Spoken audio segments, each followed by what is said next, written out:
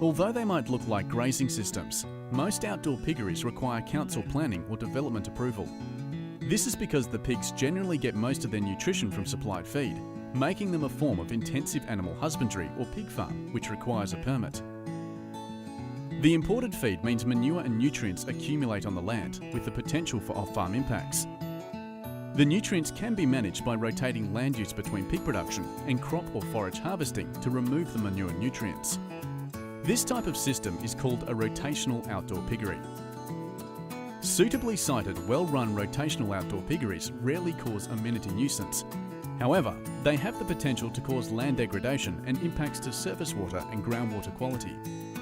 The risks can be mitigated by satisfying the best practice siting, design and management recommendations provided in the National Environmental Guidelines for rotational outdoor piggeries. When you receive an inquiry about an outdoor piggery proposal, following these steps will ensure a smoother planning process. Step 1. Check the planning scheme to confirm that piggeries are a permissible use in the zone. Identify any planning constraints, referral agencies and application requirements. Piggeries are an allowable use in some land use zones and prohibited in others. Planning overlays may identify land use constraints that need to be considered, like flooding or native vegetation. The application may also need to be referred to government agencies. For larger piggeries, a separate EPA environmental licence or works approval may be required. Step 2. Discuss the planning process with the proponent, particularly the information to support their application.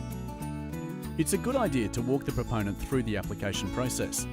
They will also need advice on the information to provide to council. For this, refer the proponent to the National Environmental Guidelines for rotational outdoor piggeries, which include a checklist of information to accompany an application and best practice siting, design and management guidance.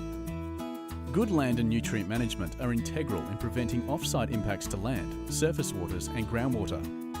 The proponent will need to demonstrate that the farm has sufficient land available and a good plan to ensure sustainable nutrient management. Nutrients added as manure during the pig phase will need to be managed through crop harvest during the non-pig phase. The proponent will also need to describe the measures they will use to ensure nutrients are evenly distributed over the pig paddocks and to prevent soil erosion.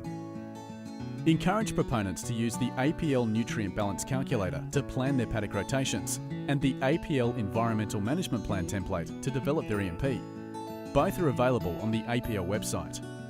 Also, recommend that proponents engage an experienced consultant to guide them through the process and to collate the information to support their application. Proponents may consider seeking APIC free range or APIC outdoor bred raised indoors on straw certification. APIC is the pig industry's voluntary quality assurance program. Participants implement systems and processes to address on-farm risks, and an annual independent audit is used to demonstrate and verify ongoing compliance with the APIC standards.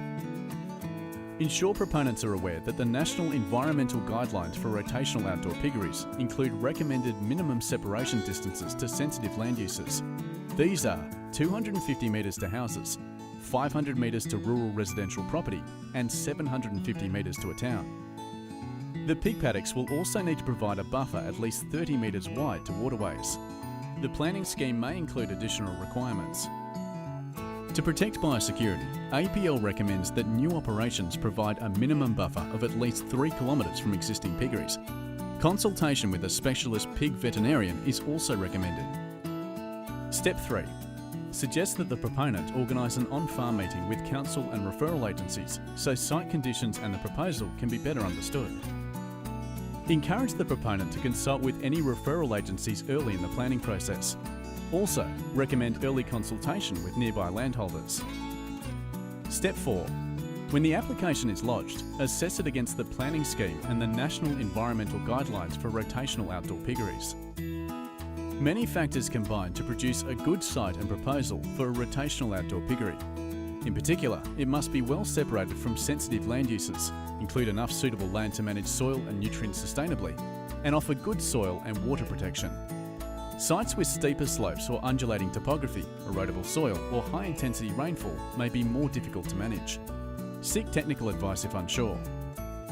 Step 5. Confirm that notification and referral requirements have been satisfied and consider submissions. Step 6. Make your determination and recommendations for conditions. The National Environmental Guidelines for rotational outdoor piggeries will be useful for setting suitable, site-specific conditions.